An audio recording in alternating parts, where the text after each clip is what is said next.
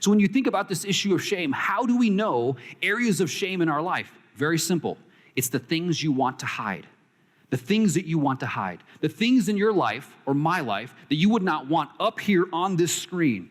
Okay, so shame shows up in the things that we want to hide. The things in our life, in my life, that you wouldn't want put up on the screen for everyone to see. Maybe these are things that we've done.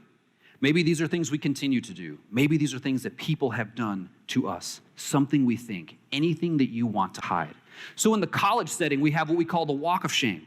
That's where people were partying, they've been drinking, they slept somewhere or with someone the night before, and the next morning they're walking back to their apartment or their dorm, head hung low. In college, we call that the walk of shame. In the movie Up, Doug the dog had the cone of shame. Doug said, "I do not like the cone of shame." Well, I wonder if you, like Doug, have ever felt exposed. Have you ever had that moment where your shame was put out there for others to see? I remember after I finished EdgeCore is that 1 to 2 year internship with the Navigators, and Christine and I were engaged to get married, and we were doing our staff and training interview. So staff and training is kind of that next step after EdgeCore. Now the staff and training interview is pretty intense. They basically make you fill out this application. You have to put down just about every bad thing that you've ever done. So it's pretty lengthy. It's a pretty in-depth evaluation. And so Christine and I are engaged. We're sitting in this interview. We're getting interviewed together. And the interviewer looks over at me and he says, "Jason, in your application, you said that you struggle a lot with pornography in your past. How's that going right now?" And that feeling of want to hide came right over me. I'm supposed to get married to Christine in just a few weeks. I was kind of hoping we wouldn't talk about this one. And everything in me said hide.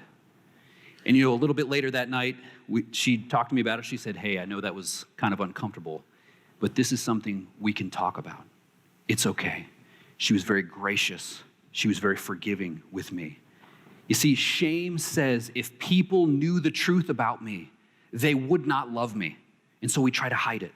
If people knew the truth about me, they would not love me.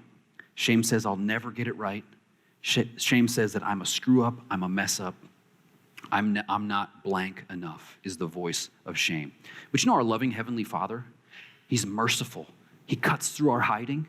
Just like my wife did with me, says, "It's okay, we can talk about that. I love you all the same." Jesus pushes through our hiding and He's willing to expose our shame. The reason God is willing to do this is because hiding does not lead to healing. Hiding will not lead to healing. Everything inside of us says, hide this shame, don't let other people know, but hiding will not lead to healing. Jesus wants to go there with this woman because Jesus knows that the gospel speaks the loudest into our greatest areas of brokenness. The gospel speaks the loudest into our greatest areas of brokenness.